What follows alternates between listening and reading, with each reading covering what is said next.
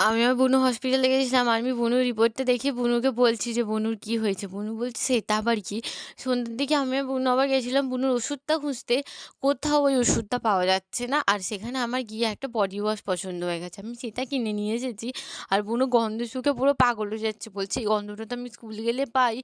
কারোর গায়ে তার মানে এটা কেউ ইউজ করে?" এখানে দাঁড়িয়ে, দাঁড়িয়ে কোনো কোথাও নেই বলছে, "এবার যদি এই মালগাড়িটা থেকে একটা জম্বি বেরোয় তাহলে আমি কোথায় ছুটবো?" এই দেখো এরকম পাগলের মতো রাস্তায় দাঁড়িয়ে রাস্তা কেন বলছি, আমারও মাথা পাগলে গেছে। স্টেশনে দাঁড়িয়ে, দাঁড়িয়ে বলছে এবার জম্বি নামবে। মালগাড়িটা লাস্ট পর্যন্ত দাঁড়িয়ে পড়েছে। এবার কোথায় দিয়ে যাবো? রাস্তার ধার দিয়েও যেতে পারবো না। আবার পুরো পাড়া ঘুরেও যাওয়া সম্ভব নয়। সেজন্য মালগাড়ির ধার দিয়ে, ধার দিয়ে যাচ্ছি। নাহলে আবার কতক্ষণ দাঁড়াবো আর নিচে দিয়ে তো গলা রিস্কের ব্যাপার। আর কালকে তো ছিল শিবরাত্রি। আর এখানে আমি পুজো দিতে বেরিয়ে পড়েছি। এখানে মায়ের কিছু কারণবশত মা যেতে পারবে না। আমি মাসির সাথে আর বৌদির সাথে চলে যাচ্ছি। পুজো দেওয়া হয়ে গেছে। এখানে এবার ধূপবাতি ঠাকুরকে জ্বেলে দিচ্ছি। আর আমার ভাইপো আমাকে ভিডিওটা করে দিয়েছে। ছোট মানুষ তো অনেক ভালো করেছে। আর তোমরা কারা, কারা শিবরাত্রি করলে? আমি তো সারাদিন জল না খেয়ে খেয়েছি। কিন্তু এখন আমার খিদে পায়নি যখন আমি পুজো দিতে গেছি। কিন্তু ঠিক দুপুরের টাইমটায় না আমার বিশাল খিদে পাচ্ছিল। কেন বলো তো? ঠাকুর কি বলছিল, "খেয়ে নে।"